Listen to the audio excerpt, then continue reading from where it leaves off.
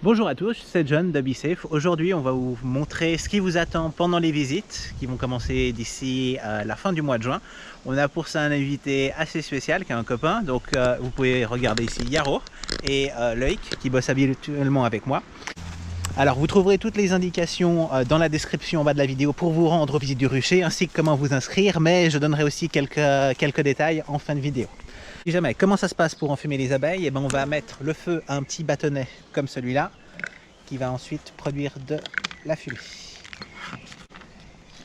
Et en perturbant leur communication, on va pouvoir intervenir de façon plus tranquille sur la ruche. Ok, du coup prends l'enfumoir, mets 2 coups à l'entrée.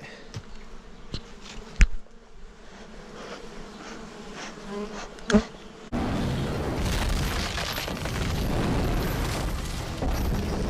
petit coup au-dessus.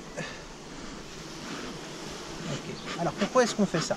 Eh bien c'est tout simple. Les abeilles communiquent énormément par phéromones, donc les odeurs. Nous, ce qu'on va chercher à faire, c'est à paralyser leur communication, le temps de pouvoir ouvrir la ruche. De cette façon, eh bien, les risques d'attaque sont quasiment nuls.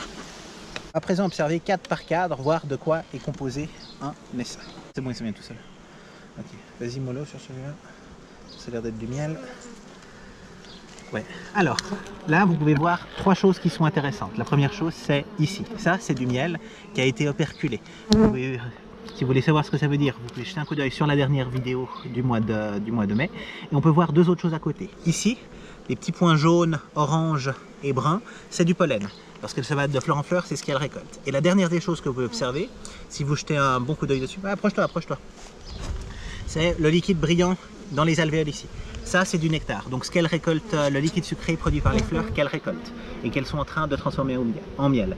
Donc, vous avez le nectar, le miel et tout ce qui est pollen. C'est ça, c'est un certain point. Oh putain, ça attaque. Alors, on va pas trop traîner. Là, il y a 2 choses à observer. La première, vous pouvez voir ici dans les alvéoles ici, c'est du couvain qui n'a pas encore été operculé. Il est donc tout frais. Il a été pondu récemment par la reine. Celui qui semble avoir été fermé par un petit capuchon de soie, c'est de celui qui a en tout cas 1 semaine. Celui-là, il est relativement clair, donc il est plutôt jeune. En fait, quand on fait les visites, ce qui est important, c'est vraiment de dégager l'entrée de la ruche, qu'elle puisse continuer à circuler.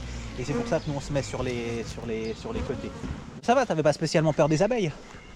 Non, et puis la tenue, ça donne quand même un sentiment de protection. Ah, super. Et tu sens quand elles viennent te tapoter par essayer. Ouais. C'est la première fois que je m'approche aussi près. Aussi près, ouais. Très bien. Ok, là du coup elles ont reçu gros nuages de fumée, elles se mettent à ventiler pour aérer la ruche. Ah c'est ça le son. Oui, le petit mouvement de panique parce qu'en fait le fait d'utiliser un enfumoir à proximité de la ruche peut faire croire à certaines abeilles qu'il y a un incendie à proximité de la ruche. This surge of fear and adrenaline to sharpen your decision making. Remember your exit points. Exit points, people. Say bandit!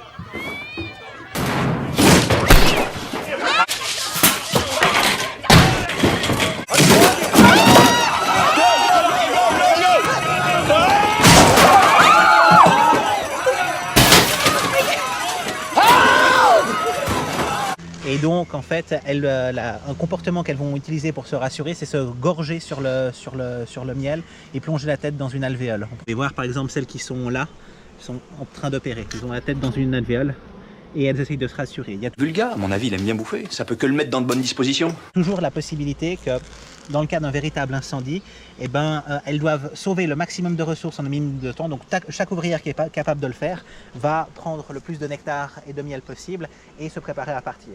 Et puis c'est la reine qui donne le signal final de départ. À présent, c'est à vous de jouer. Pour s'inscrire aux visites, il n'y a rien de plus simple. Vous répondez au doodle, vous choisissez votre créneau horaire, vous vous inscrivez vous, vos invités, 1 ligne par personne, et vous n'oubliez pas de vous abonner aux notifications pour les mises à jour. Pendant les visites, on va prendre 15 minutes pour vous équiper, vous expliquer un petit peu les consignes. On va vous montrer comment reconnaître le miel, le nectar, le pollen, le couvain et, si on a de la chance, trouver la reine. Des fois, elle se cache. Et par la suite, vous aurez l'occasion de récupérer votre miel et de discuter un petit peu avec nous. Les visites ont lieu au chemin des Verjus numéro 24 à Nancy, elles sont bien sûr annulées en cas de pluie. On ne peut pas ouvrir la ruche dans ces cas-là. Je mettrai une notification pour ça qu'il est important de vous abonner. Il y a des places disponibles entre le 22 et le 24 sur le chemin, juste avant le petit pont. Et en cas de doute ou de question, vous pouvez toujours me lancer un coup de fil ou m'écrire un petit mail.